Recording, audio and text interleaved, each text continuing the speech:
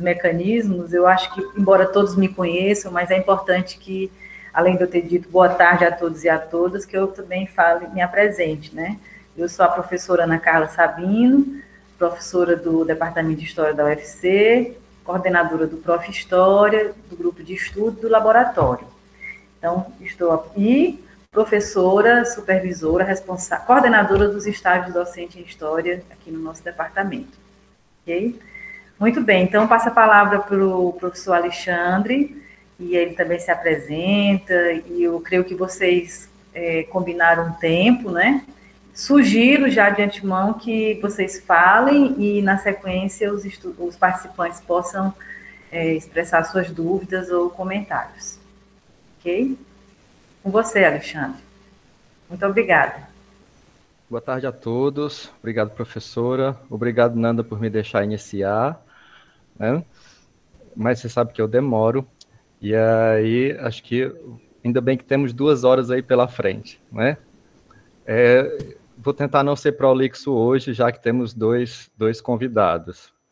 Gente, para muitos de vocês, quando eu falo para graduação, não que eu fale muito para graduação, já que eu sou professor de ensino médio, e aí a questão é bem interessante pensar que alguns de vocês têm alguma experiência profissional, outros nenhuma experiência profissional, outros não estão na primeira graduação, né? Alguns vieram de escolas públicas, outros vieram de escolas particulares, né? Outros vão trazer o primeiro diploma de uma universidade federal para a família, o que é uma alegria para a família inteira, você ter alguém formado. E outros enfrentam, obviamente, também a rispidez dos pais, que provavelmente queriam que algum aqui estivesse cursando medicina, e aí estão cursando história, ou algo similar aconteceu na família de alguns. Então, toda essa diversidade faz com que a turma, né, os lugares de fala e os discursos, eles sejam múltiplos, diversos, e é nessa multiplicidade, nessa diversidade que está a riqueza do debate, né? Se você pensar um debate homogêneo e unitário, ele rapidamente se transforma em um debate totalitário, e não é para esse público que eu estou falando hoje, né? Eu tenho consciência de que temos um público diverso aqui. Eu preparei 2 slides, na verdade 2 apresentações em slides para vocês, e aí vocês vão me ver muito pouco e vão ver mais os textos e as imagens que eu vou colocar aqui. Por que 2? Porque eu creio que são 2 momentos distintos da minha fala, e eu vou tentar ser sucinto em cada uma delas, apesar da quantidade de slides que eu preparei, né? Mas aí a gente pode adiantar temas, e talvez um desses 2 não fique para agora. Professora Raquel, seu microfone. Muito bem.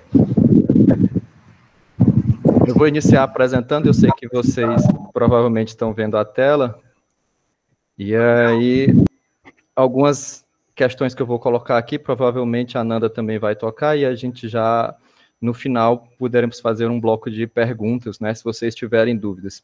E aí o que é que eu vou pedir para todos vocês, é que quando eu estiver apresentando, não fiquem pensando nas perguntas.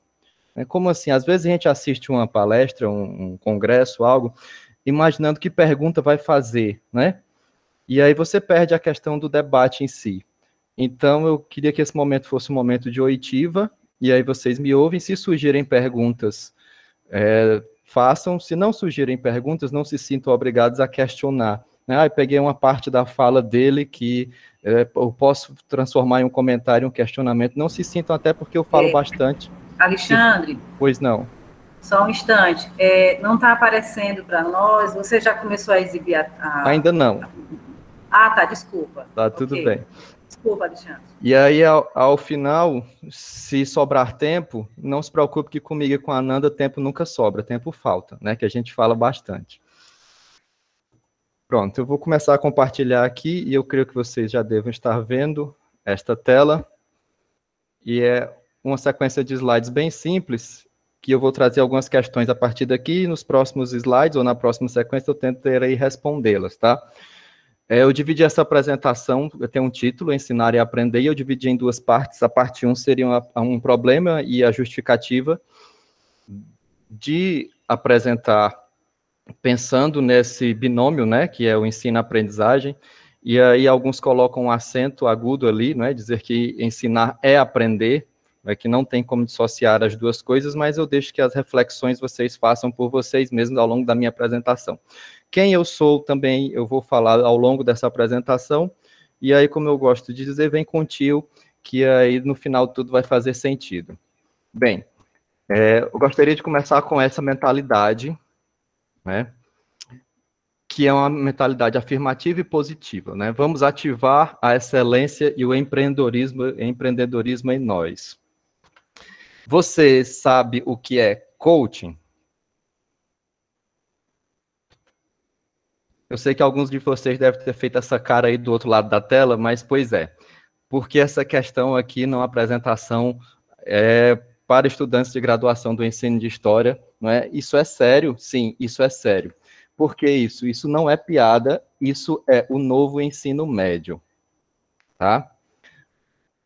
E eu espero que ao final da apresentação vocês entendam como é grave essas questões colocadas aqui, inicialmente em tom de piada. Desculpa, eu sou sagitariano, mas eu não tenho como fugir do deboche. Vamos lá.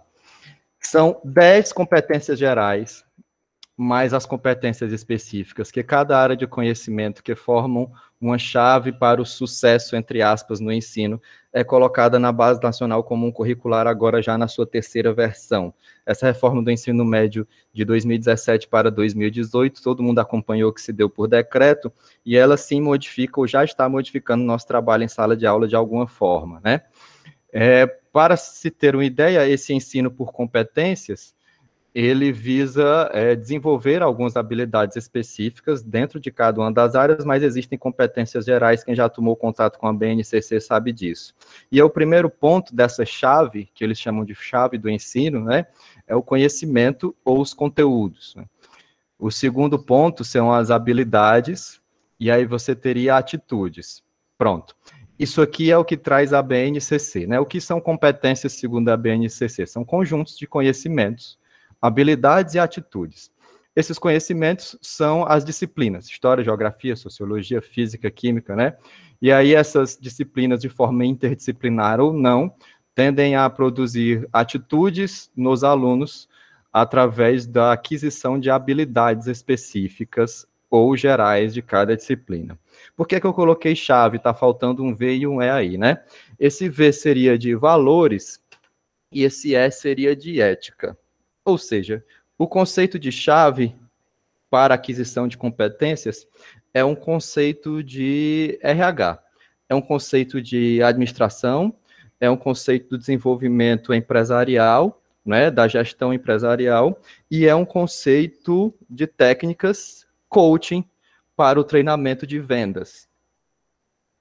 E é esse conceito que está, ou que é basilar, ou que é um dos pilares do atual ensino médio e da Base Nacional Comum Curricular. Sim, eles trouxeram essa visão mercadológica para dentro do ensino, de forma oficial, normativa e legal, desde 2018. Né? Existem dois grandes grupos distintos, e às vezes antagônicos, dentro da administração, né? Ou da prática administrativa, que às vezes não se complementam, às vezes são antagônicos mesmos e divergentes, tá? Que é a administração pública e a administração privada. Né? A administração pública e privada, elas são antagônicas por terem objetivos diferentes, eu não preciso explicar aqui, não é? Que aí o bem social e o lucro, às vezes, não estão andando passo a passo ou concomitantemente visando os mesmos objetivos. E dentro desses modelos de administração, existem modelos de gestão. E aí você tem um modelo de gestão hospitalar, um modelo de gestão empresarial, um modelo de gestão escolar, um modelo de gestão prisional. Entenda-se que são áreas distintas, com objetivos distintos e especificidades próprias, ok? Áreas distintas, objetivos distintos e especificidades próprias. E qual é a questão que surge a partir daí?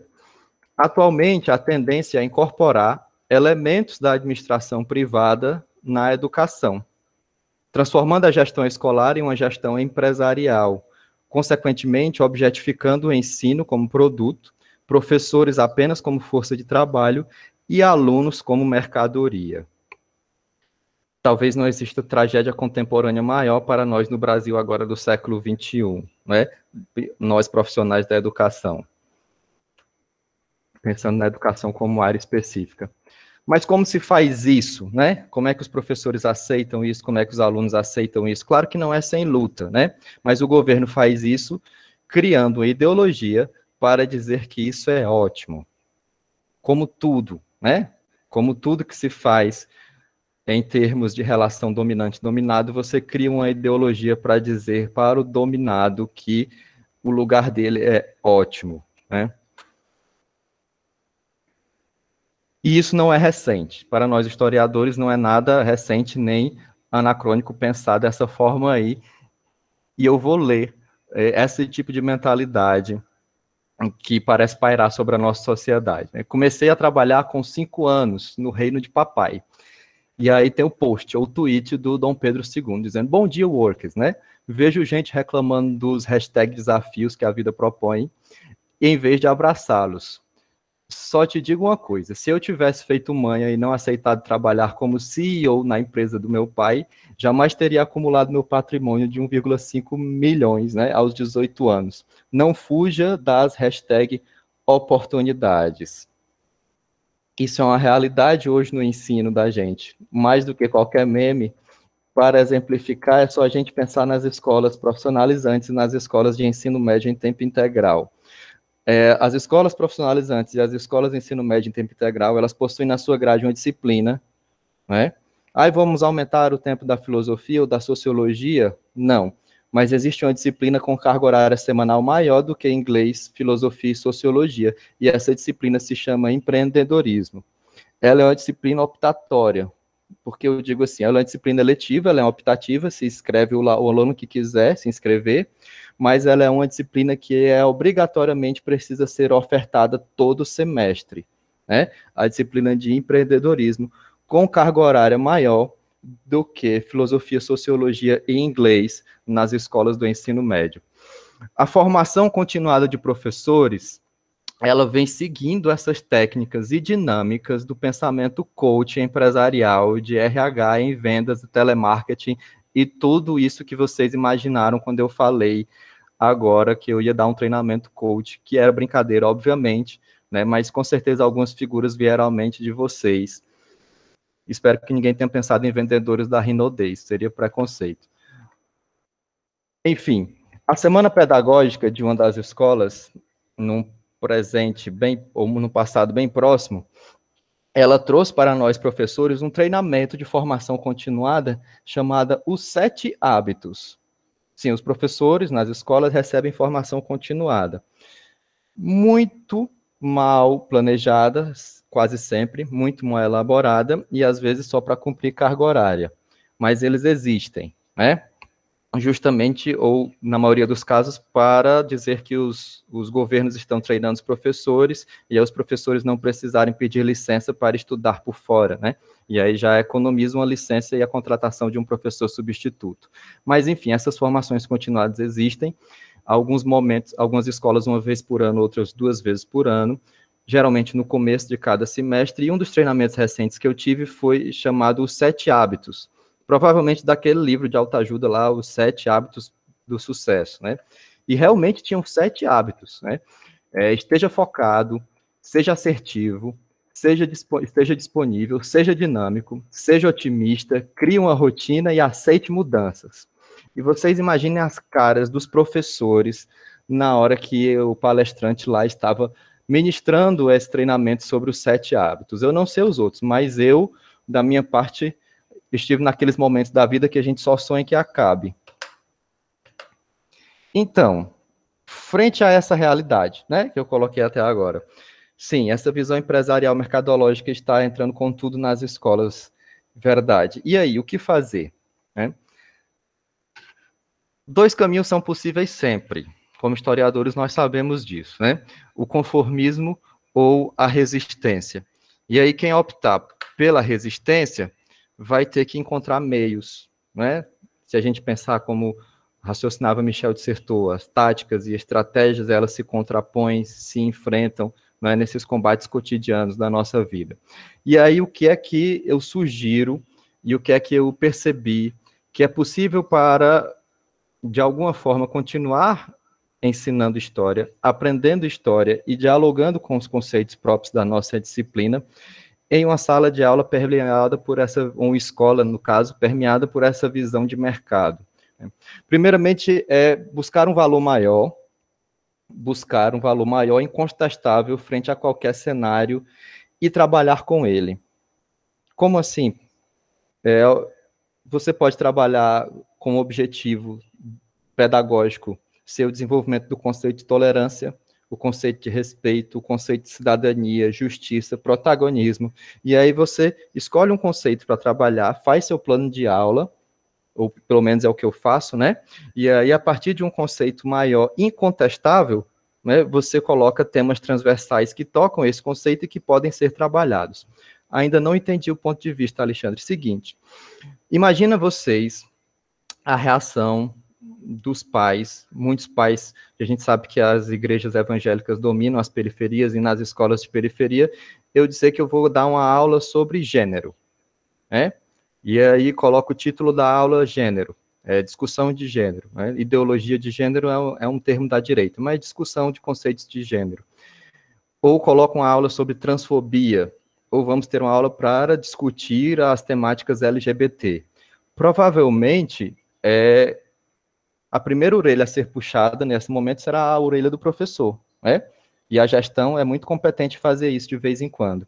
Mas, se você colocar temas que são para a comunidade escolar importantíssimos, como o protagonismo estudantil, a tolerância e o respeito, dentro dessa aula, não é que em um ementa, existe uma ementa pautada em defesa dos direitos humanos, claro, de um ambiente maior, mas dentro dessa aula você joga os temas transversais que são mais caros e mais pertinentes às discussões pontuais. Dentre os temas que eu gosto de trabalhar, pode parecer piegas, mas eu sempre coloco nas minhas aulas, ou quase todo mês eu tenho uma aula para falar sobre felicidade. Respirei um pouco aqui, tomei um pouco d'água. E aí, com uma pergunta geradora, que quase sempre é o que te faz feliz, eu tenho diversos desdobramentos, não é? E eu peço para os alunos responderem essas perguntas, né? O que faz feliz, e depois tentamos chegar a um consenso sobre se existe ou não fórmula para a felicidade. Utilizar um conceito-chave amplo, que lhe livre de qualquer censura, é fundamental para trabalhar temas transversais. Eu espero que a minha fala de hoje isso fique claro e essa possibilidade passe a ser a tônica de quem já está na sala de aula e enfrenta esses problemas, né? É um caminho possível. E aí, sim, existe um caminho possível e existe uma receita de trabalhar quase tudo, né? Quase tudo que é meio. A gente costuma dizer que método, ele é flexível, né? E o método não se ensina. Mas existem orientações metodológicas que nós podemos seguir, tá? Para quase tudo que é meio, existe uma receita da vida, né? Se a gente pensar no emprego, na saúde, na fama, no poder, no dinheiro, né? São meios. Todos esses não são objetivos finais, são meios. E aí, se você colocar isso em uma sala de aula, obviamente, os alunos entenderão e compreenderão que isso são meios. Como assim? Né? Se você se questionar para que serve fama, para que serve emprego, para que serve dinheiro, ninguém quer juntar R$1 milhão, a maioria das pessoas quer gastar R$1 milhão. E essa conclusão é quase unânime em uma sala de aula de ensino médio. E aí eles entendem aos poucos o que a filosofia já tenta explicar há muitos séculos, né? Que feliz é aquele que não é triste. Não somente isso, né? Existem poucos conceitos que aproximam as correntes filosóficas de um consenso. Um deles é a felicidade. Por quê? A felicidade, enquanto objetivo, não precisa de uma justificativa a priori. Traduzindo o que eu acabei de dizer. Quando você diz que quer ser feliz, ou que o objetivo de algo que você está fazendo é pela sua felicidade, ou pela uma felicidade coletiva, ou pela felicidade de alguém, não existe questionamentos a priori fora isso, né? Para que ir à academia toda semana? Para ter saúde? Mas para que ter saúde? Né? Qual é o objetivo final em ter saúde, em ter dinheiro, em ter um emprego, em se formar, em ter vários diplomas? Obviamente, outras questões surgem se você colocar objetivos que podem ser meios. Mas ninguém questiona a felicidade, né? Estou fazendo isso porque me faz feliz. Acabou qualquer assunto. E aí, levando isso para a sala de aula, eu consigo trabalhar quase tudo, ou quase todos os temas, dentro dessa busca pela felicidade coletiva em uma sala. Como assim, Alexandre? A partir dos anseios, Paulo Freire agora, né? Das necessidades, da demanda e das realidades, você introduz os temas necessários. Ah, mas existe um conteúdo a seguir. Sim, existe um conteúdo. Os livros didáticos, eles trazem muitos conteúdos a seguir, né? E esses conteúdos a seguir não deixam de ser trabalhados. Só que quando a gente lembra que competências são habilidades, conhecimentos e atitudes, segundo a BNCC, é muito fácil dizer que você está trabalhando, ao trabalhar felicidade, tolerância, gênero, respeito, protagonismo, direitos humanos, você pode muito facilmente dizer que está trabalhando habilidades e atitudes, e que os conhecimentos eles são apenas um terço da formação de competências. O que é que eu estou fazendo? Com essa minha tática, eu estou usando a própria BNCC para introduzir temas e debates que eu acho importantes, sem me ligar aos conteúdos herméticos e fechados dos livros didáticos. Toda essa simplificação didática que eu estou fazendo, ela trata de algo de extrema importância, que é a produção do sentido sobre o que se ensina e o significado daquilo que se aprende, né? Não vou me meter a falar de Rosen com a Ana Carla ouvindo, mas é uma ótima leitura para pensar o significado e o sentido do que se ensina quando se ensina história. Obviamente, né, as demandas dos alunos, elas têm que também, senão não é protagonismo, né, aparecerem ou serem saciadas ou entrarem nas demandas da composição de uma aula. Eu gosto muito desse meme, né, onde não estou afim, só saio da cama arrastado. Mas não podemos dizer isso, Newton. Então coloca aí que um corpo em repouso tende a continuar em repouso até que seja obrigado a mudar o seu estado por forças aplicadas sobre ele.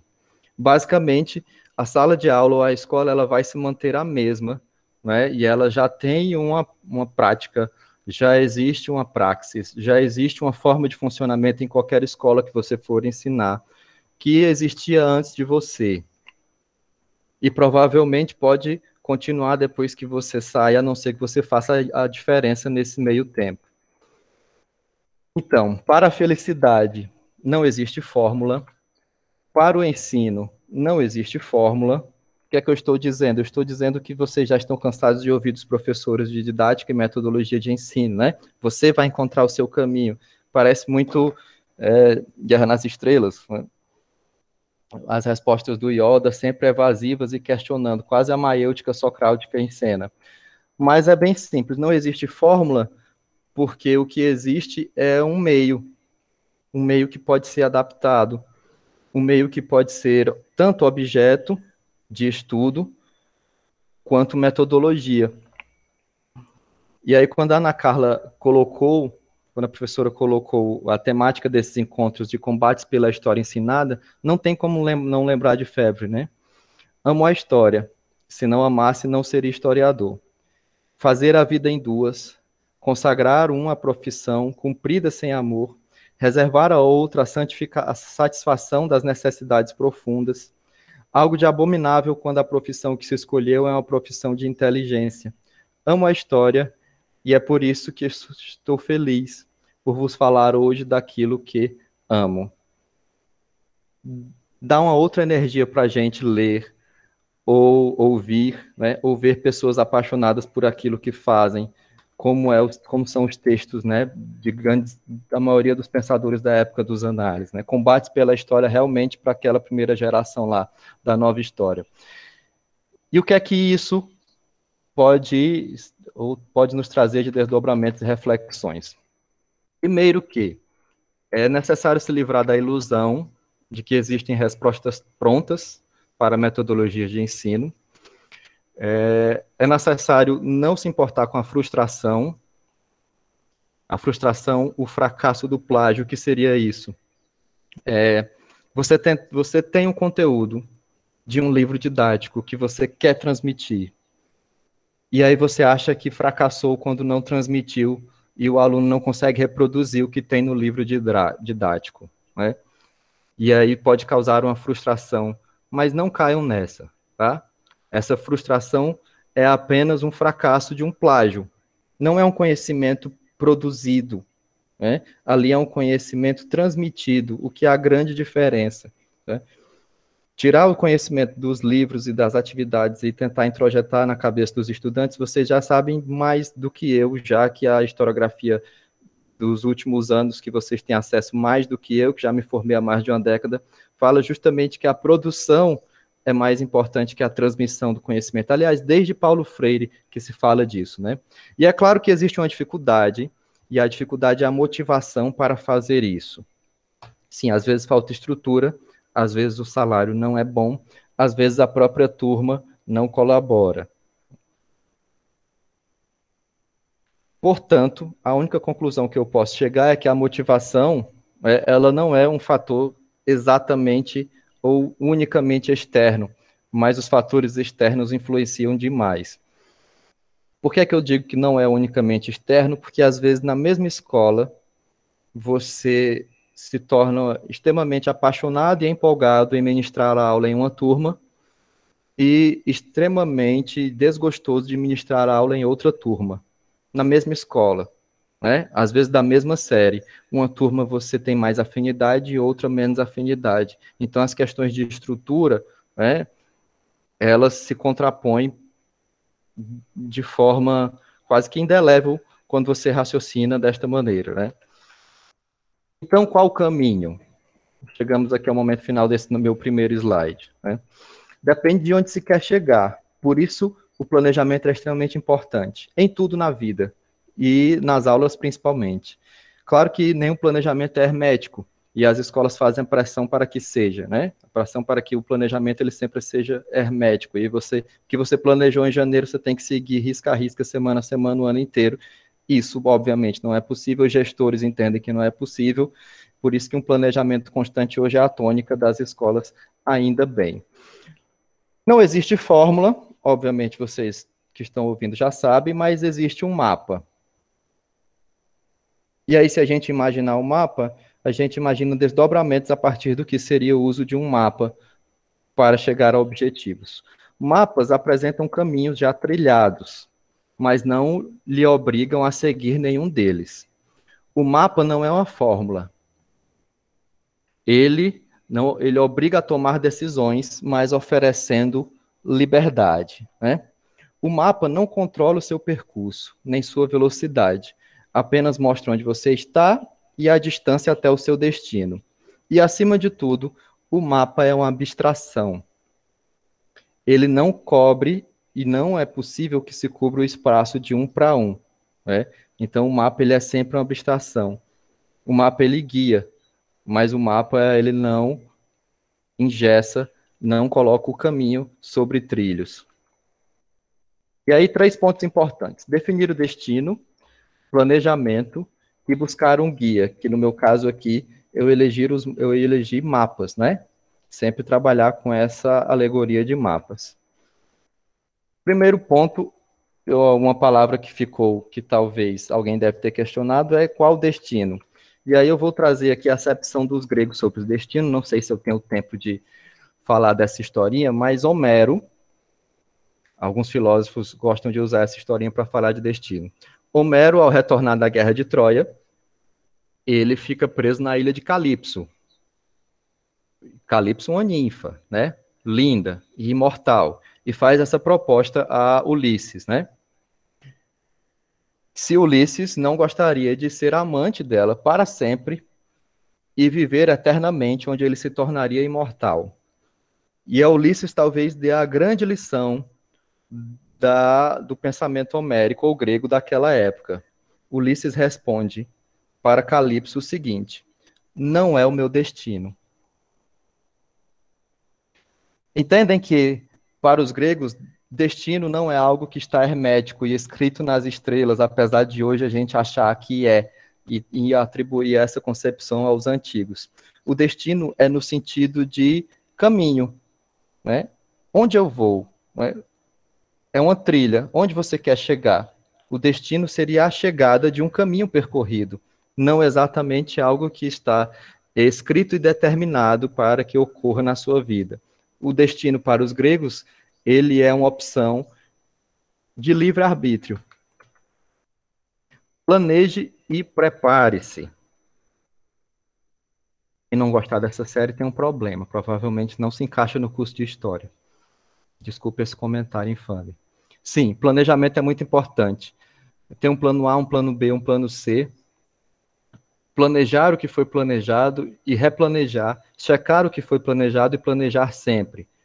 No planejamento é que você encontra formas de melhorar. Usar o mesmo planejamento para a mesma aula durante 10 anos vai fazer você se tornar aquele professor do qual você tanto criticou quando fazia o ensino médio. Ok. E aí... Alexandre. Eu concluí, né? É bom. Ok. Estou concluindo. Quem me serve de guia? E aí eu tenho alguns nomes muito legais para indicar para vocês. Certamente alguns de vocês já conhecem, né? Marilena Chauí, Michel de Certeau, Demerval Saviani e Paulo Freire sempre me serviram de guia. E aí sempre tem uma leitura do momento. A minha leitura atual é Bell Hooks. E o ensino de história, tá? Pronto. Por isso que nós dividimos a apresentação em 2 momentos, porque essa parte ensino de história ficou para minha colega Nanda, que aí no final a gente conclui, né? E responde perguntas e passa para o meu segundo slide, se eu ainda tiver tempo. Obrigado por enquanto, já já a gente conversa mais. Obrigada, Alexandre. Desculpa controlar o tempo, mas é necessário, porque temos outra colega para falar, e depois é importante que possamos conversar, né? Ter tempo para conversar. Essa sessão ela é prevista até no máximo 4 horas, né? A gente tenta não passar desse horário, aliás, até terminar antes, para não nos cansarmos tanto, tá bom? Pois, Marisnanda Mota, eu passo a palavra para você. Fique à vontade. Tá, obrigada. Boa tarde. Eu me chamo Marisnanda Mota, sou professora de História, já tenho uns 9 anos, e eu queria agradecer o convite da Ana, né, uma satisfação enorme participar desse momento, e principalmente como aluna, né, da primeira turma do Prof. História, aqui de Fortaleza, né, da UFC, fico muito feliz, né, eu juntamente com os demais colegas, de estarmos começando uma história que com certeza vai ser muito bonita, frutífera, e que eu tenho certeza que vai ressignificar muitas aulas de história, muitos professores de história, né, e essa vai ser a nossa, né, a nossa grande felicidade. Eu queria também comentar aqui que você, Alexandre, quando você falou, né, logo no começo lá da sua apresentação, que talvez alguém aqui fosse o primeiro diploma da família, né, a primeira pessoa com graduação concluída, e na verdade eu me encaixo de certa maneira, né, eu sou a primeira pessoa da parte da família da minha mãe, né, que está cursando uma pós-graduação, né, a nível de mestrado, e isso me deixa imensamente feliz. Eu também queria rapidamente mencionar que eu fico muito feliz da história nos proporcionar isso, né? Eu tenho aqui na sala, eu já vi que ele está por aqui, um ex-aluno meu do ensino médio, que é o Alberto, e que hoje ele é aluno do curso de História da UFC, e assim, o Alberto, como o outro também, o Diego, né, que não pôde participar, foram os meus alunos, e eu costumo dizer que são hoje meus amigos, meus colegas. O Alberto já estagiou comigo lá na escola que ele estudou também, que foi onde ele foi meu aluno, e eu acho que a história é isso, né, a história é transformadora, a educação é transformadora, e eu fico, enfim, né, meus olhos brilham, né, com tanta com tanta dedicação, com tanto amor. Eu acho que essa é a missão da educação. Pois bem, e aí hoje, eu, nesse sentido de falar um pouco, né, de compartilhar um pouco com os estudantes da minha experiência, enquanto professora, eu me sinto muito bem, muito confortável, principalmente por ter um ex-aluno aqui, ele vai, enfim, né, até me ajudar se eu esquecer de alguma coisa. Sempre, quando eu comecei a dar aula de história, uns 9 anos atrás, eu não sabia, enfim, né, acho que o Prof. História ainda não era uma realidade para mim, eu não tinha ainda, acho que o programa é bem mais novo, né, do que isso, e aí mas uma coisa, eu acho que já era uma conexão diferente, né, eu sempre me inquietei bastante como os alunos enxergavam e ainda enxergam a história, né, enquanto disciplina ensinada, enfim, na educação básica. Aquilo sempre me incomodou, os alunos sempre acharem que história é coisa do passado. E aí, eu sempre eu tive muita necessidade de reinventar, de ressignificar as aulas de história, né, e trazer, de fato, né, isso eu devo muito à minha graduação na UES, né, que é de entender a história a partir da história-problema, né, a partir de uma problemática. E toda vida eu converso isso com os meus alunos. A história, ela não pode, as aulas de história, elas não podem se resumir a uma contação de fatos, né, uma contação de sequência de fatos. Eu me recuso a fazer isso, é óbvio que a gente tem um planejamento, né, precisa seguir esse planejamento dentro lá dos parâmetros curriculares, mas eu tenho uma missão, digamos que um tanto quanto provocadora aos meus alunos. E eu faço essa provocação de maneira bem... Eu adoro, pelo menos, os resultados a partir das atividades, dos trabalhos, enfim, da forma como os alunos vão entender a história e externar o que eles estão entendendo a partir de possíveis atividades, apresentação de trabalhos, que eu vou já falar um pouquinho sobre isso, tá?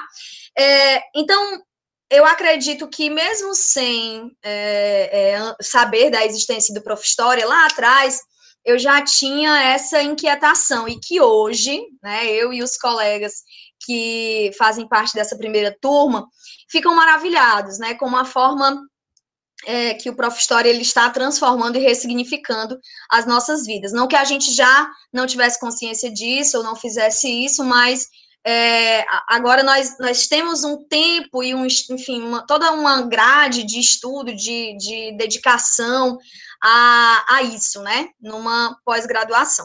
Fico muito feliz, sou muito grata à oportunidade de hoje ser um aluno do Prof. História. E aí, nesse sentido, né, eu sempre entendi que a história ela é transformadora, como eu comecei falando para vocês. Isso me remete ao prefácio do livro Apologia da História, escrito pelo Jacques Legoff, que ele diz que esse livro, né, do Marc Bloch, ele é, antes de tudo, em defesa da história. E em defesa da história, estamos todos nós, professores, que enxergam, de fato, a educação como um elemento de transformação. Eu sou, enfim,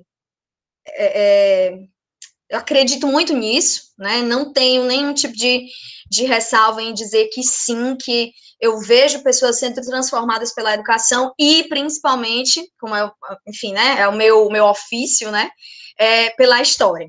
Nesse sentido, quando a Ana me chamou, né, convidou a gente para fazer esse momento com vocês, essa partilha com vocês das nossas experiências, muitas coisas me vieram à cabeça, né, muitas coisas para falar, mas aí eu fui trazendo aí algumas coisas que vêm me incomodando nos últimos tempos.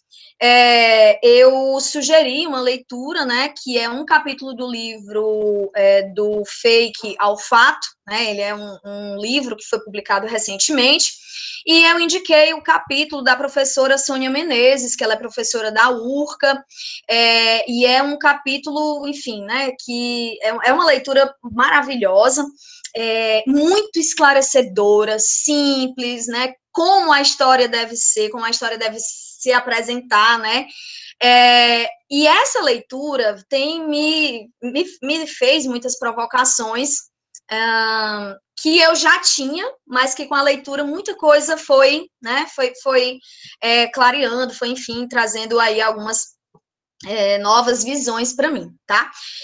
Nos últimos anos, nós todos professores de história, nós temos enfrentado muitas dificuldades dentro e fora das salas de aula, né? Principalmente quando nós somos professores, esse é o meu caso, que ocupa também espaços nas redes sociais, como Instagram, Facebook, eu também gravo aulas para canais no YouTube, né? E hoje eu tenho certeza que nós, professores de história, óbvio, aqueles que se sentirem à vontade, que gostarem disso, precisam ocupar esses espaços, mas eu tenho enfrentado nos últimos tempos muita resistência e uma espécie de provocações que eu pensei que eu nunca fosse passar por isso, né? E aí eu indiquei a leitura justamente porque casa muito bem com o que eu ia trazer para vocês hoje, que é a questão do revisionismo. Eu nunca pensei que eu fosse, por exemplo, em uma aula de história sobre ditadura militar, no ano de 2018, escutar de um aluno, um adolescente, que aquela aula não era importante porque a ditadura militar não tinha acontecido. E que a ditadura, essa história do que está nos livros de história, era uma mentira, né? Que não era verdade. E eu nunca pensei que eu fosse passar por isso, né? Logo depois, o aluno disse, não, professora, é uma brincadeira, né? Mas a gente sabe que não é. Na verdade, uma provocação muito séria. Eu também nunca pensei que eu fosse passar pela situação de passar um mês, um pai de uma aluna, né, indo na escola quase todos os dias, querendo uma audiência comigo, né, porque eu estava falando de política na sala de aula, numa aula de história, onde a gente estava falando sobre Brasil durante a ditadura militar e pós-ditadura militar. Essas experiências, elas me deixaram muito desconfortável quando elas aconteceram, mas eu fui entendendo que esse era um desafio a ser enfrentado de cara mesmo, né? E eu tenho enfrentado com muita, acredito eu, com muita responsabilidade. Eu dou aula em escolas particulares, né? E aí as escolas particulares, antes de tudo, são empresas, né? E a relação entre cliente, né, e os funcionários que devem servir aos clientes é uma relação muito forte, e a gente sempre fica muito à mercê disso. E também dou aula em escola pública, aonde, não se enganem, a gente também encontra vários desafios, né, no sentido de, muitas vezes, ter que ser questionada, até pela gestão, por que estava falando sobre isso, por que estava conduzindo a aula dessa forma, como é que você estava dando uma aula sobre República Velha e foi parar no governo Bolsonaro.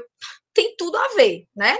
Enfim, esses desafios eu os vi, né, explicados e muito bem escritos no texto da professora Sônia, onde ela fala do famoso revisionismo, negacionismo, né, genérico, que ganhou muita força de 2013, 2014 para cá, e principalmente com a eleição do atual presidente. E aí, volto ao livro do Mark Bloch, né, no prefácio, na verdade, do Legoff, né, que o nosso ofício do historiador, o nosso métier, ele precisa, e essas obras, elas se apresentam como defesas, né, pela história. A gente tem que se cercar de defesas, e essas defesas, elas nos são postas, digamos assim, através das leituras, através do estudo, através, enfim, do debate, da troca de experiências com os colegas professores, com os colegas estudantes, e a gente precisa dessa rede, né, dessa rede de apoio. A gente sempre diz, né, na nossa turma agora do Prof. História, né, que a gente tem uns aos outros, né, a gente tem uns aos outros colegas, alunos, professores, a gente tem uns aos outros os nossos professores, né, e isso nos deixa muito feliz.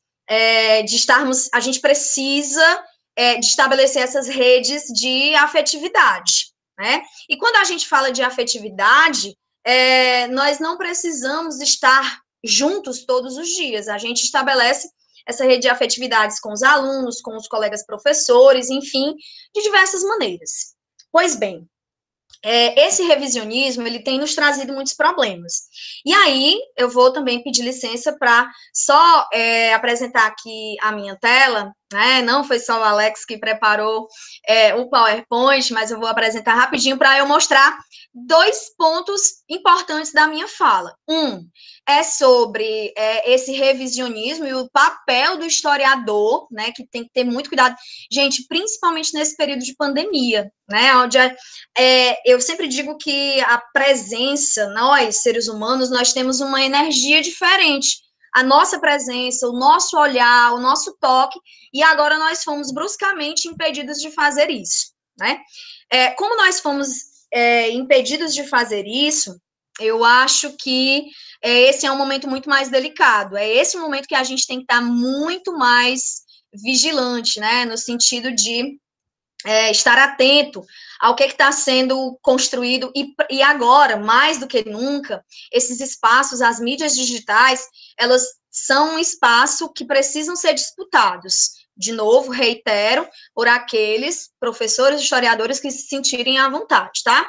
A primeira coisa que eu quero colocar para vocês é algumas provocações com relação a esse revisionismo, tá? E aí eu vou apresentar aqui para vocês algumas imagens muito fortes, tá? Tirem as crianças da sala.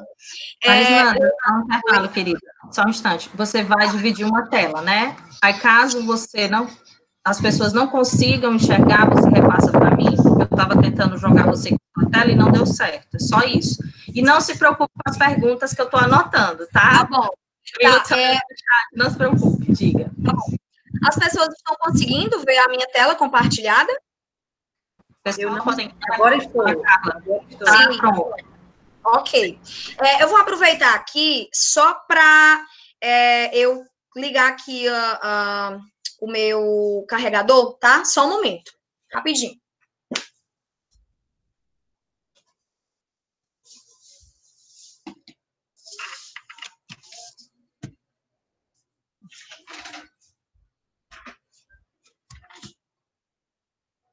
Pronto. Acho que deu certo. Pois bem, uma coisa que eu vou apresentar são cenas muito fortes. O colega Alexandre, ele fez né, ele propôs uma leitura que é muito difícil, né? A leitura do texto do Guia Politicamente Incorreto da História do Brasil, do Leandro Narlock, né? Que eu confesso para vocês que eu tive muita dificuldade em ler esse texto. É uma leitura muito dura, muito complicada, é uma leitura superficial, não tem nada a ver com a história, né, com o ofício do historiador, mas é isso que muitos alunos andam lendo e andam escutando, né? E aí, eu separei algumas imagens para vocês, é bem rápido, certo? Primeiro, aqui, essa imagem que vocês estão vendo aqui à esquerda, é uma imagem que circulou nos últimos meses nas redes sociais e tem sido... Desculpa, meu computador está com um pequeno probleminha na tecla e às vezes ele sai passando os slides, tá? Mas enfim, são imagens... essa imagem circulou aí nos últimos meses nas redes sociais como uma espécie de resistência mesmo a esse revisionismo, né? Eu coloquei também aqui a imagem da capa do livro, que eu sugiro realmente que é uma leitura extremamente importante para aqueles que querem, ou já estão, ou estarão na sala de aula, tá? E aí eu trouxe algumas perguntas, um questionamento do texto da Sônia, que eu achei muito pertinente, e logo abaixo uma imagem muito difícil. Como dialogar com uma sociedade na qual uma parte considerável passou a acreditar que seus historiadores e professores de história mentem? Muita coisa foi dita nos últimos anos, que nós não contamos a verdade, que nós temos que apresentar as duas faces da história, que nós temos que mostrar o outro lado da moeda. E aí essa é uma imagem muito difícil de você se deparar com ela em pleno ano de 2018, que foi alguns dias após a eleição, né, do primeiro turno, de uma criatura, né, uma pessoa que ocupa, né, um cargo eletivo, que se diz professora de história, né, e que usou as redes sociais para estimular os alunos a denunciarem os seus professores que, por acaso, usassem o espaço da sala de aula para, abre aspas, doutrinação. Né? Então, isso gerou muito desconforto, né? Foi muito difícil lidar com isso. Quem é professor, quem já era professor na época e sabe como isso foi difícil, quantas lágrimas rolaram, né? Eu fui uma das pessoas que fiquei muito abalada na época com relação a tudo isso. Vi muitos colegas angustiados, né? Mas não para por aí a loucura. Eu fiz uma visita ao site do Brasil Paralelo, né? E aí é incrível como eles utilizam toda uma diagramação do site para se tornar atrativo, principalmente para um adolescente, né? Precisamos de você. Preste atenção, né? E aí ele vai falando sobre os conteúdos que eles têm, o que eles proporcionam para os assinantes. E uma provocação que eu faço, aonde nós estávamos, quando essas criaturas ocuparam massivamente as redes sociais. E essa provocação, ela foi feita, eu me fiz e eu respondi. Nós estávamos fazendo e discutindo, né, a história. Nós estávamos nas salas de aula, nós estávamos, enfim, desenvolvendo o nosso ofício. Mas eles ganharam um espaço muito importante que hoje a gente está penando para poder ocupar também esse espaço. Dentro ainda do site, tem aí uma espécie de cursos onde eles vão desmistificar a história desses personagens, né? Vão falar sobre a Revolução Russa, vão falar sobre Paulo Freire, que é agoniante ver essas pessoas, né, nas garras destas criaturas, tá? Aí algumas mensagens, né, que aí eu fiquei muito preocupada quando eu vi essas mensagens. Uma pessoa disse que tem sido impactante a produção do Brasil Paralelo em minha vida. Sempre fui meio disperso da política, mas no estado que o país chegou e tenta sair, parece impossível não ser envolvido, na maior parte como vítima de um instrumento que envolve diversos meios de manipulação da verdade. Como cristão apaixonado por filosofia, me senti impelido a buscar a verdade. E o presidente sempre diz, né, que essa verdade vos libertará. Nessa busca, encontrei o Brasil Paralelo, que norteia o outro lado da história, né? E é esse outro lado da história que é completamente perigoso, né? Não a história em si, a história com fontes, a história problematizada, mas é esse outro lado da história, e a gente tem hoje muita consciência disso, que é essa história negada, esse negacionismo, esse revisionismo que nos tem trazido muitos problemas. E aí, gente, o mais impactante é o plano, né? Tem o plano patriota e tem o plano premium, tá? Pelo plano patriota, você vai pagar só 12 parcelas de R$10. Pelo plano premium, você vai pagar um pouquinho mais caro, mas é um plano premium, né? Enfim, muito agoniante, né? Muito complicado ver isso. E aí, só para encerrar essa parte e a gente ir para o debate, né? O contraponto disso. Qual é a minha função dentro da sala de aula? Qual é o meu ofício? O que é que eu não posso sair da minha sala de aula sem provocar uma reflexão ao meu aluno.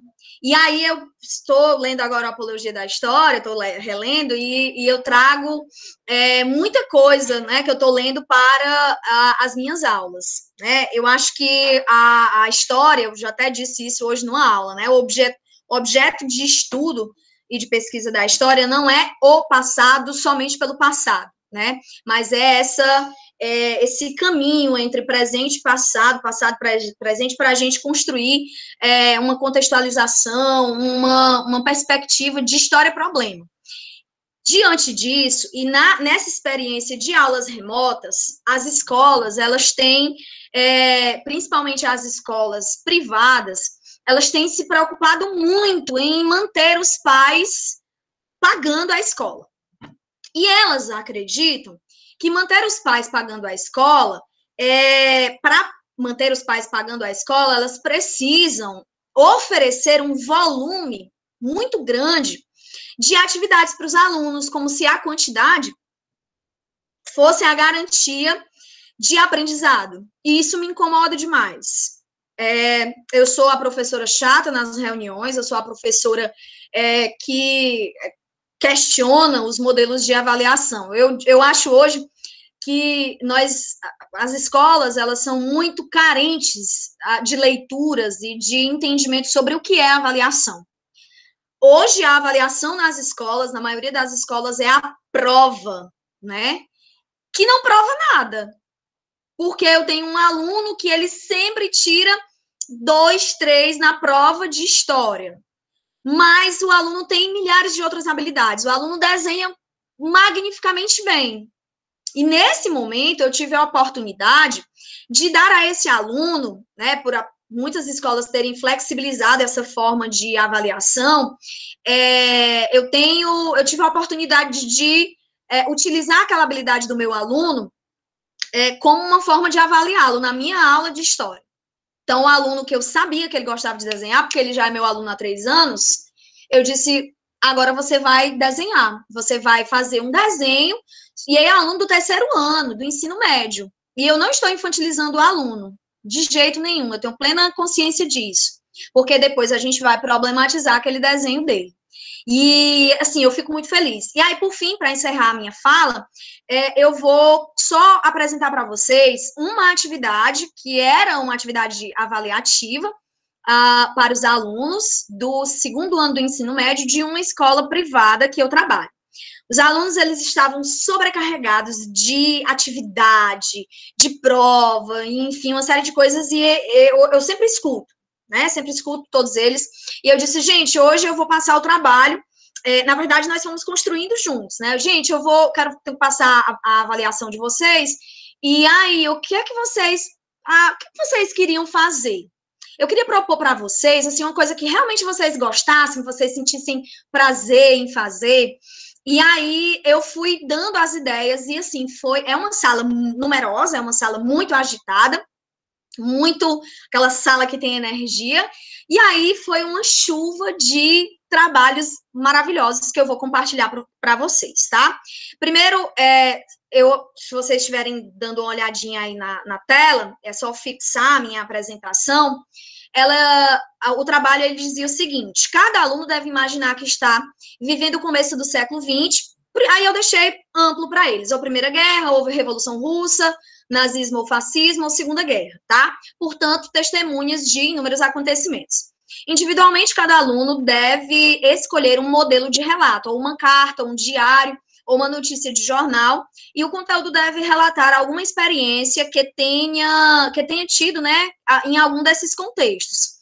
O relato ou notícia deve ter pelo menos uma página, contendo uma manchete, imagens, o corpo da notícia, etc. O trabalho deve ser enviado em forma de PDF. E aí, os resultados, eu não tinha como não compartilhar com vocês, tá? eu vou colocar aqui rapidamente para vocês, só para vocês verem mais ou menos o que eles fizeram. Essa aluna, ela trouxe uma notícia, né? Então, ela foi buscar mais ou menos o layout de um jornal, né? E aí ela coloca o nome do jornal, ela coloca a data, fim da Primeira Guerra Mundial, e aí eles foram, alguns com algumas falhas bem insignificantes mesmo, com relação à data, que eu acho que isso pode ser completamente corrigido, enfim, problematizado. E aí a aluna, ela falou sobre o fim da Primeira Guerra Mundial, 1919, ela foi buscar notícias, imagens, né, ela foi, isso, e depois eu conversando com eles, né, eles falando sobre como isso foi impactante na construção, né, desse trabalho. Foi um trabalho que eles realmente sentiram prazer em fazer, tá? A Sofia fez essa, depois eu, né, dependendo aí das questões legais, eu posso compartilhar também com todo mundo. Esse rapaz aqui, ele fez uma carta, e aí o mais incrível que eu achei é que ele começa, né, ele coloca o local, Havaí, 10 de dezembro de 1941, minha doce Luciana. E Luciana é a namorada dele, né? A namorada do aluno aqui, Matheus. E aí ele escreve uma carta linda, uma carta, sabe, bem doce mesmo, né? Eu achei isso fantástico. Aqui, essa aluna, ela teve todo o trabalho de envelhecer esse papel, de tornar esse papel bem, né, sabe, bem distante, com as marcas do tempo, e aí a gente problematizou justamente essa questão de como nós, historiadores, temos hoje muitas dificuldades ainda, né, com os arquivos. Foi, assim, realmente um trabalho fantástico. E aí a aluna queimou o papel, derramou café sobre o papel para deixar com essa tonalidade envelhecida. Ela mandou uma foto, né, tá com o original, que depois vai ser tudo compilado. A aluna, né, a doce Luciana, né, que é a Laura, ela fez aqui uma manchete fantástica, lugar de mulher, né, o seu espaço na guerra, e aí ela vai falando sobre a presença feminina na guerra, né, ela vai falar sobre a então princesa, né, Elizabeth, no que, enfim, né, depois se torna rainha, e aí o final foi que eu achei mais fantástico. Ela coloca, contudo, mesmo que várias tenham se tornado muito populares e recebido, inclusive, o título de heroínas na União Soviética, foi imposto um silêncio no fim da guerra, com o ar de que elas deveriam voltar a ocupar o seu lugar. E essas aspas, quando ela coloca isso, eu fico, né, maravilhada. E não foi lhes dado, né, na verdade, aqui só um errinho de concordância, a condição de fazer carreira no exército e na volta para casa foram muitas vezes xingadas de mulheres machos ou prostitutas. Enfim, tem vários trabalhos aqui, né, que eles vão tendo todo um cuidado, né, de envelhecer o papel, né, de trazer relatos. Essa aluna fez sobre um jornal daqui de Fortaleza, né, um suposto jornal daqui de Fortaleza. Então, assim, foi uma experiência fantástica. Essa daqui também eu achei linda, essa carta, tem vários outros trabalhos. Mas é isso, né? Mais essa contribuição que eu tenho para dar, né, para vocês hoje. A gente tem que ter muito cuidado, ficar muito atento aos revisionismos, a gente tem que se rechear, se cercar de teoria, de conceito, levar a discussão conceitual para dentro da sala de aula e, né, ressignificar as aulas de história, né, fazer com que os alunos se enxerguem como sujeitos dessa história também. Eu acho que é isso. Obrigada, Nanda. Excelente a sua fala, empolgante. Eu acho que depois você deve ver os comentários, como os participantes estavam gostando e pedindo para você continuar falando, mas eu penso que em outro momento a gente tem a condição de continuar essa conversa, né? Inclusive, tanto você como o Alex já se dispuseram a receber estagiários, não é isso? Eu estou colocando aqui publicamente, né? Assim, que vocês E aí, se vocês autorizarem, eu posso passar o e-mail de vocês pelo chat, né? Pode, Alexandre? Passar o e-mail? Muito bem, eu vou passar o e-mail dos professores para que quem quiser continuar essa conversa ou falar com eles para realizar uma experiência de estágio, de acompanhamento, tá bom? Então, muito obrigada mais uma vez. Agora eu passo a palavra para a Raquel, que vai pontuar aí as perguntas e comentários. Boa tarde, pessoal. A Lombardi, finalmente, está todo mundo me vendo? A Lombardi tá, Ana Carla? Pronto.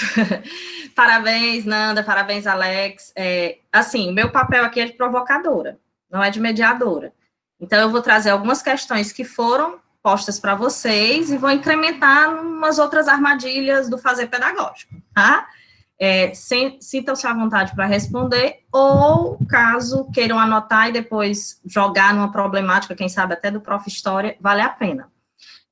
A primeira pergunta, na verdade, é para a Luciane. Você acha que as suas demandas foram respondidas? Porque ela fez 2 perguntas sobre a questão do negacionismo e do uso de fontes. E vocês falaram sobre isso. Então, Luciane, abre só teu microfone, você ainda está por aí. Oi, boa tarde. Estou sim, a Catana para me ouvir? Tem. Você acha que a sua pergunta foi respondida? Mas você...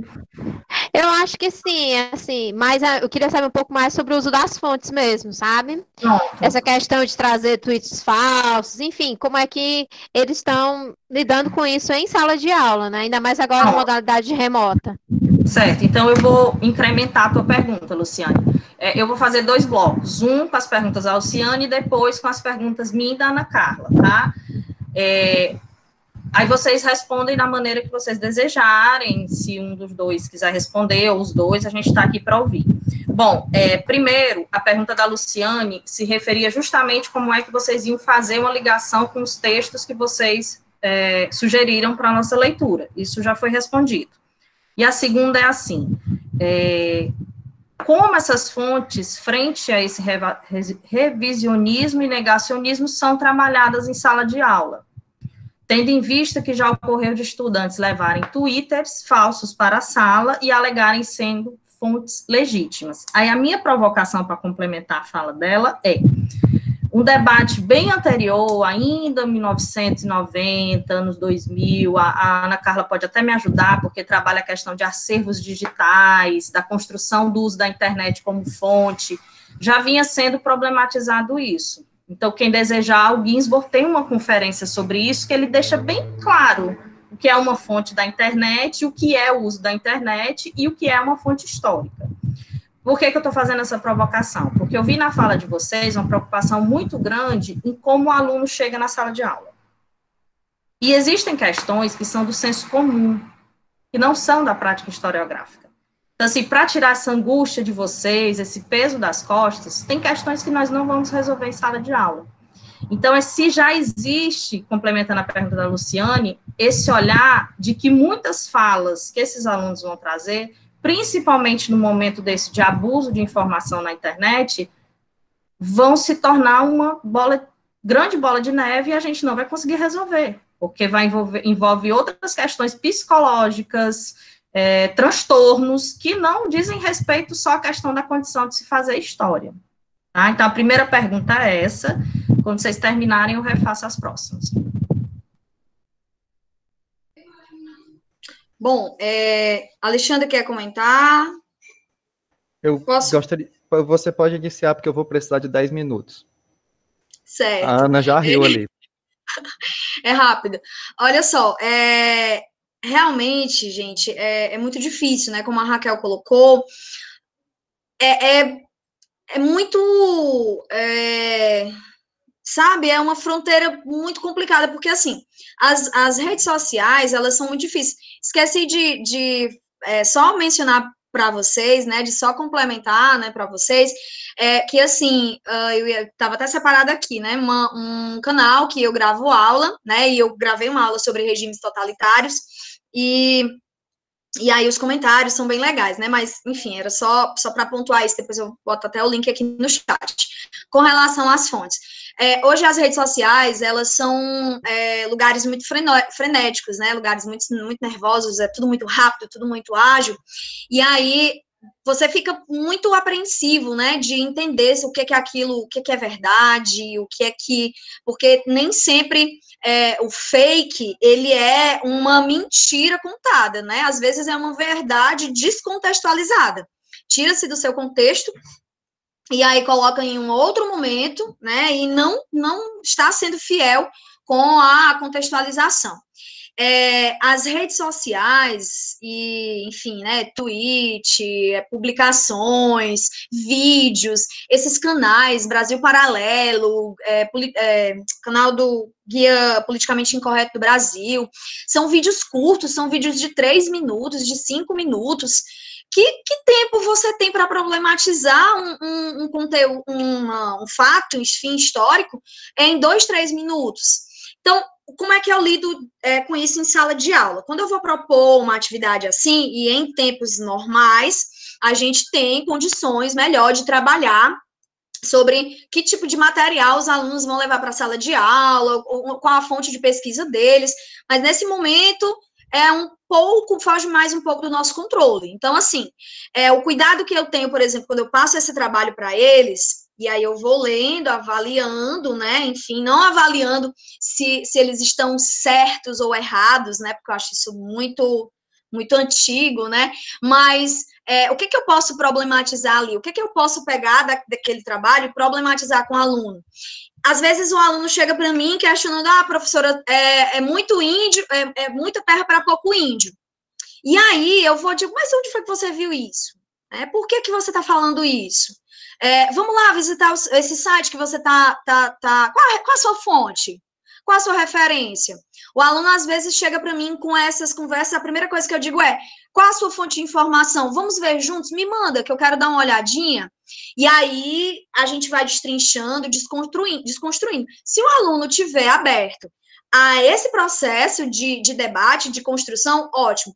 Mas se eu perceber que ele está apenas querendo me provocar, aí não tem muito o que eu fazer, né? Eu não vou gastar a minha energia e o meu tempo com aquela pessoa que a única intenção dela é me provocar, porque existe. Eu tenho uma relação maravilhosa com todos os meus alunos, mas de vez em quando eu encontro alunos que a única função deles, muitas vezes na minha aula, é me provocar.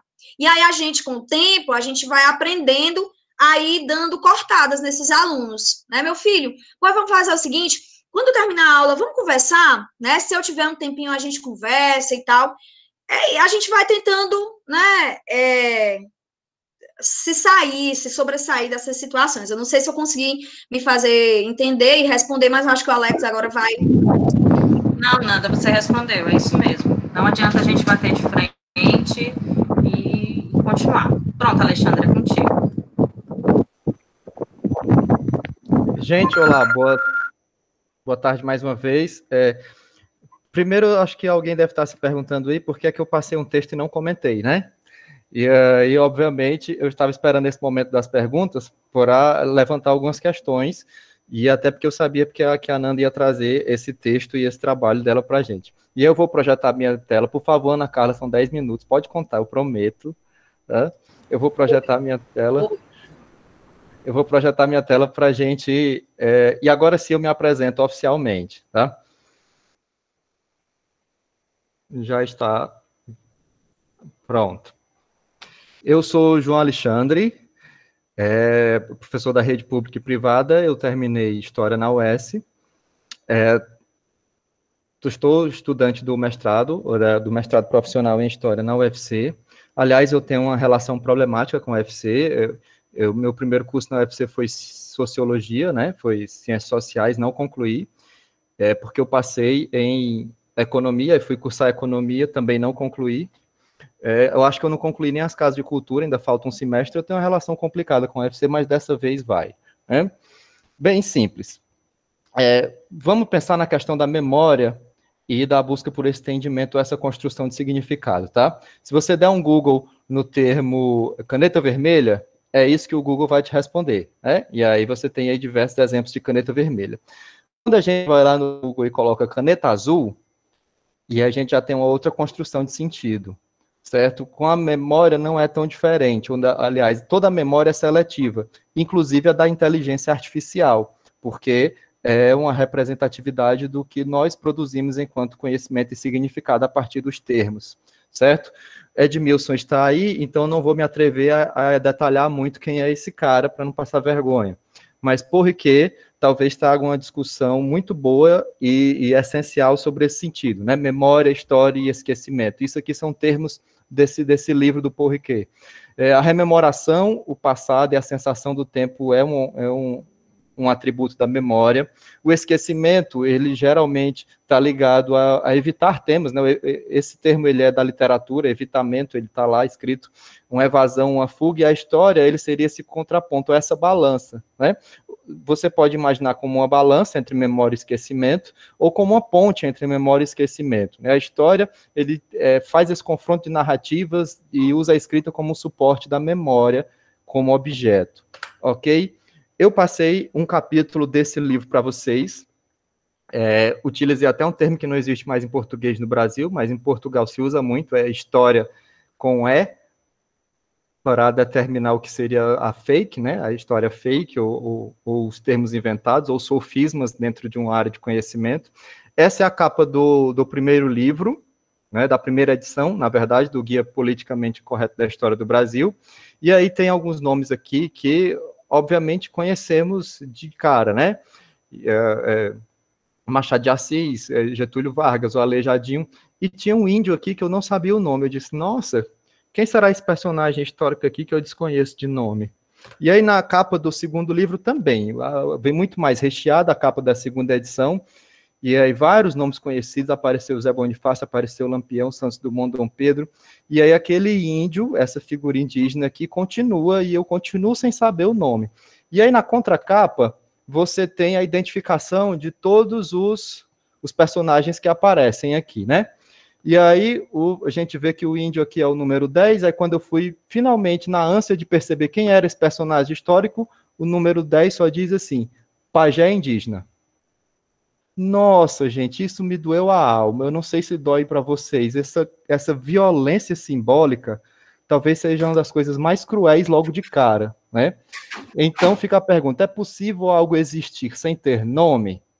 Né? É um silenciamento da própria existência. Será que não tinha um nome de um índio na história do Brasil inteira que esse cara colocasse o Raoni lá, que foi indicado ao Prêmio Nobel, mas um índio com um nome para colocar numa capa de um livro não tinha? E já de cara, já é a problemática, assim, de você não julgar o livro pela própria capa, né? Mas, continuando, para chegar às perguntas que foram feitas, eu acho que eu vou conseguir responder tudo de um apanhado só, inclusive as que eu li no chat e estão esperando resposta. Bem simples. Essa é uma não narrativa, né? Vamos pensar em uma não narrativa histórica. Se a história é feita em narrativas, isso aqui não é história nem de longe.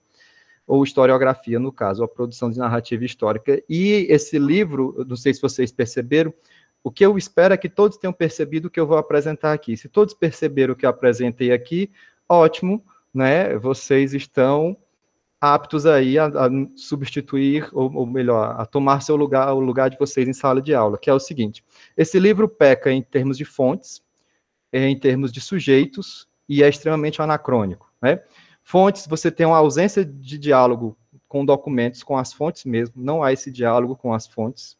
O que há é citação de segunda instância, né, que seria referências indiretas, né, ou fontes de segunda ordem. Você tem um silenciamento de sujeitos. O que eu estou dizendo aqui, né, o conceito de lugar de fala, ele não é uma norma restritiva do discurso, certo?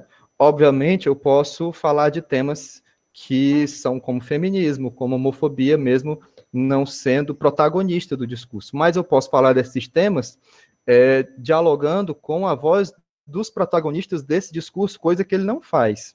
Nesse livro não há esse espaço à fala, né, ou à oitiva das fontes ou dos protagonistas das demandas que ele coloca nos capítulos.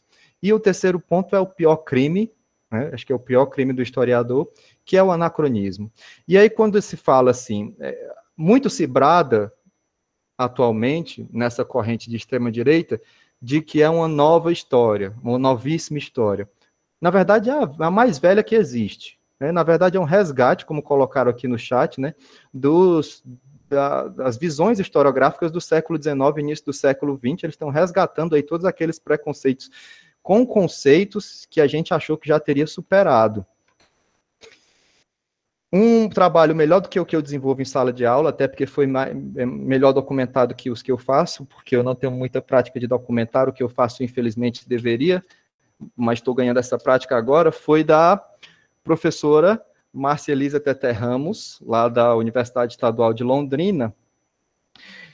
No ciclo de debates da licenciatura em História, promovido pelo Laboratório de História e Ensino do Instituto Federal de Goiás, em 2013, ela apresentou um trabalho em que também ela utilizou o Guia Politicamente Incorreto, com 138 estudantes da escola pública, de uma escola pública lá de Londrina, né? E aí, qual foi a metodologia dela? Ela utilizou um questionário prévio, com algumas perguntas a respeito de história do Brasil, e depois um questionário posterior à leitura do Guia Politicamente Incorreto por parte dos alunos. E o resultado? Quase a totalidade das respostas eram semelhantes ou iguais nos dois questionários, tanto antes quanto depois da leitura do livro. O que isso nos leva a concluir? Que, sim, como foi dito aqui, né, existe o senso comum. Né? Se a gente chegar na primeira aula com aquela primeira turma que a gente nunca viu, com o primeiro dia de aula do ensino médio, e você perguntar por que os negros foram escravizados, e aí muitos alunos vão dizer, porque o índio era preguiçoso. E isso está disseminado na sociedade, há esse senso comum, claro que também, se é uma construção, pode haver uma desconstrução, né? Mas essa construção é extremamente difícil de ser feita, e ela demanda tempo e ela demanda leituras. E aí, quando você tem um livro como esse que existe atualmente, que é um sucesso entre a juventude, que reforça essas visões preconceituosas, aí o nosso trabalho se torna um trabalho dobrado. Eu queria apontar alguns problemas desse livro, que eu espero que todos vocês tenham conseguido detectar também, que é o seguinte, só para concluir minha fala. Esse livro, ele desconsidera a historicidade do negro, nesse capítulo específico que eu coloquei para vocês, né? Desconsidera a historicidade dos negros, reduzindo toda a população em dois adjetivos, africanos e escravos, né? E aí ele coloca o título do capítulo de negros, e o capítulo todo fala de escravidão. E aí você tem essa associação, que não encontra outra palavra que não seja racismo, entre a população negra e o trabalho escravo. Esse livro ele desconsidera as mudanças nas conjunturas da escravidão, né? Ou seja, tem uma escravidão que foi romana, uma escravidão ameríndia nas Américas e uma escravidão africana, que são estilos diferentes e em locais diferentes, em épocas diferentes. Então esse livro também desconsidera as mudanças temporais. Você tem uma escravidão, e generalizar, e de forma geral, você tem uma escravidão que ela é típica, não é, dos séculos XVI e XVII com a cana-de-açúcar, tem lá o da Cátia Matoso, o ser escravo no Brasil, né, que podemos entender como é o ser escravo no Nordeste, né, porque ela fala basicamente do Nordeste do Brasil. Mas tem uma escravidão que, aos moldes da mineração do século XVIII, tem uma escravidão do café, e aí nós temos mudanças que permeiam todos esses processos de utilização da mão de obra escrava no Brasil. Esse livro ele desconsidera a dinâmica espacial da escravidão, né, o que é o escravo urbano, o rural, a integração camponesa, que se fala muito, não é? Essa liberdade que se tinha, essa diferenciação entre uma civilidade urbana e um tradicionalismo rural. Esse livro desconsidera dados estatísticos nas questões dos sujeitos ordinários, do homem comum. E aí eu trago o Sertor de volta para a gente aqui. Ou seja, esse livro ele é a velha historiografia dos heróis, só que ele nomeia alguns personagens, né, índios, negros, né, e combatentes da Guerra do Paraguai, em outro capítulo, ele nomeia alguns personagens como heróis, eu coloquei esse heróis entre aspas, para tentar, a partir desses heróis, exemplificar o que seria a sociedade como um todo. E aí esse livro trabalha na exceção, seria como se fosse uma micro-história mal feita, né? Ao contrário. E aí esse livro, ele tem 3 conceitos principais que eu posso apontar aqui, de uma leitura muito superficial, mas eu posso apontar 3 conceitos principais que norteiam esse livro, que é meritocracia, esse livro é permeado por esses 3 conceitos: racismo recreativo e uma noção antiquada de que o Brasil ele é mestiço, né? Esse livro ele tenta, antes de mais nada, trazer aquela visão que a gente achava que já era superada da mestiçagem, né? Da democracia racial. Tem um momento no livro, isso lá já nas últimas páginas desse capítulo que eu enviei para vocês, que eu até grifei esse termo e eu trouxe aqui agora, que eu achei absurdamente incompreensível, né? Como alguém formula esse raciocínio e imagina que seja um raciocínio histórico coerente, que não é. O escravo português, ou seja, tinha um português que servia ao rei do Daomé, e ele chamava esse português que servia ao rei do Daomé de escravo. Aí ele diz: o escravo português era chamado pelo rei africano de meu branco. E uma versão oposta do minha nega. Quem chegou a essa página teve vontade de rasgar, né? Não deu para rasgar porque provavelmente era uma tela e leram em PDF, mas eu com o livro na mão, eu não sei como se constrói esse tipo de raciocínio sem pensar em uma outra justificativa por trás, que é bem simples. Professor, desculpa, vou só pedir para você resumir, porque as duas perguntas também são importantes para vocês. Ah, tá bom, vou encerrar agora. Ok. Vamos lá. Me perdi. Sim, quando a gente pensa nesse tipo de historiografia, a gente tem que pensar que existe uma mentalidade de produção de conhecimento, né, eu não digo nem produção historiográfica, que tenta manter, de toda forma, o status social. Não é? Isso fica óbvio para todos nós, que é a construção e a manutenção de um local social, de uma elite branca que controla a produção de conhecimento. Isso fica claro. Como é que a gente introduz isso em sala de aula? Só para concluir. Isso aqui é uma questão que eu criei para uma prova. E, às vezes, a pressão da sala de aula é como é que a gente leva isso para a sala, como é que a gente leva isso para a avaliação. E aí eu transformei isso em uma questão, e aí essa questão cai na prova, e aí a prova tem a aula de revisão para a prova, e aí tem o dia da prova, onde os alunos se concentram lendo a questão, e na maioria das escolas, depois que uma prova é feita, você leva a prova para a sala de aula para discutir e corrigir essa prova, ou seja, em um tema polêmico, que provavelmente não passaria dentro de um planejamento, eu ganho 3 aulas para discutir o mesmo tema, a questão desse revisionismo, dessa meritocracia e desse racismo recreativo que existe nessa obra. Obrigado. Grato, professor Alexandre. Professor Edmilson? Você pode ligar o microfone. Eu posso esperar você fazer as perguntas. Tem uma sequência de perguntas, não tem, Raquel? Aí você pode seguir a sequência. Na verdade, são 2 perguntas que eu vou unir, aí, no caso, você já pode entrar antes deles responderem. Pode ser? Você quer que eu faça agora ou depois? Agora, pode falar. Tá bom, então. Vai ser breve também. Então, é um prazer, mais uma vez, estar com vocês, né? Parabenizar a iniciativa da Carla, da Raquel, né? Que criaram esse espaço, esse fórum de discussões. Parabenizar todos que estão participando, os alunos, as alunas, né? Das cadeiras de estágio, os profissionais. E parabenizar a Nanda e o Alex pela exposição, pelos debates que eles estão proporcionando, né? Muito massa estar aqui com vocês, né? Esse caminho de história ensinada vai longe, viu? Vai fazer história, já está fazendo história na casa, já estamos fazendo história e tal. E aí a nossa pergunta, não é nem pergunta, é mais um comentário que eu quero ser bem breve, é mais porque eu fiquei muito inquieto, né? Por algumas questões que foram bem levantadas, e tem muito a ver com o que vocês fizeram hoje, que eu senti também na fala da Cícera semana passada, que é esse mergulho, né, concreto de quem está realmente nas condições da sala de aula, nas escolas, né, da educação básica, né?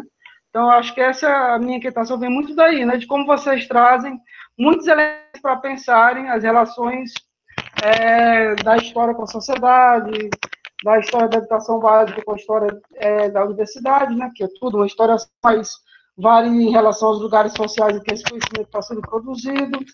Eu acho que esse é o primeiro ponto assim, que me fez gerar essa inquietação. Como são ricas as falas de vocês já que vocês estão nessas condições concretas e mergulhados até o talo mesmo, né, numa discussão de como problematizar esse cotidiano escolar, né, dependendo da escola, do bairro, né, das suas práticas.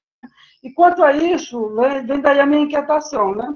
Eu não vejo que exista grandes problemas no que foi feito no Brasil nos últimos 30 anos, em termos historiográficos, seja na universidade, seja na educação básica, em relação a isso. A nossa capacidade de problematizar as nossas práticas docentes e entender nossas condições concretas, né?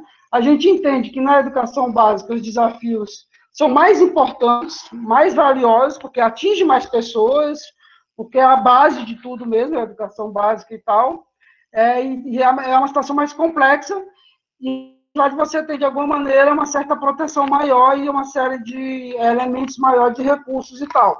Mas nas duas dimensões, tanto na pós-graduação, na graduação, na universidade, e também no que é feito na educação básica, cada vez mais eu vejo experiências, e já vi muita coisa, né, Ana Carla? A gente lembra dos debates que o pessoal do Paraná, com a Dora Smith, fazia nos anos 2000, já, da educação histórica, que os encontros dos docentes da educação básica eram mais importantes que os encontros, lá no Paraná, da educação da AMPU, né, da associação, da AMPU estadual, né? O pessoal da AMPU estadual, que seriam os professores universitários, né, referenciavam muito os encontros dos docentes da educação básica, tão grande era a qualidade dos debates que o pessoal da educação básica no Paraná fazia, articulados com a educação superior também, claro, não havia essa dicotomia, né? Nos anos 2000, hein? Nos anos 2000. E até hoje isso é muito forte no Paraná, né? Todos esses ataques, né? E eu vendo vocês falando, conheço muita gente, já passei por muitas escolas e tal. Ou seja, a minha inquietação é essa. Esse serviço de problematizar as práticas do cotidiano escolar, os estereótipos, os preconceitos, né, que perpassam, as condições de trabalho, né, de tomar isso tudo em material de discussão, como a Ananda fez muito bem, o Alex também, seguindo caminhos diferentes, os dois foram brilhantes em trazer esses elementos, como vocês metem a mão na massa, né, para discutir o cotidiano desses alunos e problematizar e transformar isso em conhecimento histórico criativo, dialógico, metodologicamente embasado, teoricamente com rigor e tal, isso para mim não é um problema, assim. Claro que a gente não pode dormir em berço esplêndido e achar que está bom, porque, na verdade, isso seria um erro, né? Sempre a gente está podendo melhorar, teve muitas falhas, sempre pode ter mais contatos, né, e tudo mais, né? Talvez uma das grandes falhas seja essa relação educação básica e ensino superior, né? Mas mesmo isso avançou muito. Você vendo hoje a situação que a gente está vivendo, que tem que defender o prof. História, os profs de maneira geral, o prof. História, e a questão do PIBID, você imagina que a gente está defendendo algo que realmente tem que se transformar numa plataforma universal, né? Eu hoje não vejo mais como não ter mais prof. Em todas as licenciaturas do Brasil. Acho que tem que ser obrigatório toda a licenciatura do Brasil ter um prof. Nossa história, né? E também acho que tem que ser obrigatório ter um PIBID em toda a licenciatura do Brasil universal. Entrou na licenciatura, já vira PIBID. Se quiser, claro, ou tiver um contrato de emprego, não entra, né? Mas teria bolsa PIBID para todo mundo, né? Seria universal. E aí você vê que isso foi construído nos últimos 30 anos, quer dizer, que coisas boas foram feitas e o problema é que está se tentando derrubar isso. Aí chega a minha questão, viu, cara? Desculpa todo esse preâmbulo aí e tal. Que eu acho que a grande inquietação que eu tenho muito é da gente reconhecer que esse trabalho que esse Guia Politicamente Incorreto faz, que esse Brasil Paralelo faz, que esses setores fazem, vocês já tocaram isso e tal, eu só quero reforçar mais isso, colocar mais a lente em cima disso e tal. Isso não é historiografia nem aqui, nem na China, nem é conhecimento. Isso é trabalho ideológico, político, partidário. E aí a minha inquietação grande de todas. A gente tem que compreender que isso se derrota com a educação, principalmente a médio e longo prazo, mas isso só se derrota politicamente. Essa é a minha grande inquietação em relação a isso tudo. Eu não estou querendo que vocês saiam entrando dentro de partido, fundem partido, entrem no sindicato. Eu estou querendo isso, sim, eu quero que vocês façam isso. Acho que todos nós temos que fazer isso, mas tudo isso com a sua própria opinião, né, e o seu próprio cuidado. Mas essa é a minha grande inquietação. que a gente tem que entender que, na minha visão, só se vai ter paz em relação a esses avanços, esses ataques, quando a gente entender que eles têm que ser destruídos politicamente. E para destruí-los, isolá-los politicamente, não basta só o trabalho dessa educação tão bem feita, aos trancos e barrancos algumas vezes, com todas as dificuldades, tudo deixou de ser feito nos últimos 30 anos e tal, mas isso foi feito com grande qualidade, também ainda está sendo feito até hoje, eu acho até que melhorou, inclusive, depois do golpe de 2016. Acho que melhorou essa qualidade dessas discussões. Ficou mais integrado, ficou mais em rede. Infelizmente, o desespero, o choque levou a isso também. Mas já era bom também antes, né? E aí, essa é a minha grande ponderação, assim, que eu queria estabelecer, né? E aí, a Nanda me fez se emocionar bastante com as citações ao Bloch e tal, né? Porque você vê, por exemplo, o Bloch como exemplo disso, assim, né? No certo sentido, que é bem... né? O exemplo do Bloch é muito extremo, né? Ninguém quer que chegue até isso, né? O Bloch tinha 56 anos, na Segunda Guerra e tal, ele para o exército francês, abandona a universidade, abandona a família, porque o que é aquilo?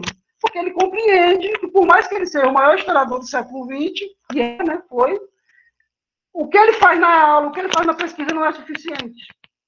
É preciso estabelecer um combate político ao fascismo. No caso dele, teve que ser a coisa mais radical de todas, que é pegar em arma. Eu espero que ninguém nunca chegue a esse tipo de situação, né? Mas, para não dizer que isso tudo está separado do conhecimento, né? O Bloch preso, prestes a morrer, né, pela Gestapo nazista, escreve a Apologia da História, né? A última grande coisa que ele deixa para a humanidade não é essa luta política extremada, teve que fazer o gesto extremado, né? Ele resolve responder para o filho dele o que é a história e faz o belíssimo Apologia da História dentro da cadeia, mostrando que conhecimento e política não estão parados, né? Ele mesmo tinha essa noção, estou aqui lutando e tal, mas eu tenho que deixar aqui uma coisa escrita aqui para a galera, né? Um balanço final aqui, e é uma das obras mais lindas e importantes em relação a isso. Porém, eu acho que ele também pode muito bem ir para o outro caminho, né? É o outro lado da moeda, né? Só que eu queria mesmo deixar isso ressaltado, né? Que é preciso também entender que a saída para essa situação não está nas salas de aula, nos laboratórios, nos meet-googles que a gente está discutindo e tal. Isso faz parte da equação. Mas, na minha compreensão, é preciso entender também onde é que a política entra dentro disso. E aí a minha discussão é essa. Partido, movimento social, sindicatos, associações, brutalmente discutir isso. Ou então a gente não vai ter paz, não vai conseguir defender o que a gente duramente conquistou até agora. Não sei se eu fugi muito da discussão e tal, é porque eu quis mesmo fazer essa ponderação. E parabéns pelos trabalhos, excelente tudo. Vou usar essas coisas aí do coach, viu, Alex? Essas coisas de documentos também, só aprendo aqui com vocês. Excelente. Valeu, Edmilson, ótima fala, parabéns também, aprendemos com você sempre.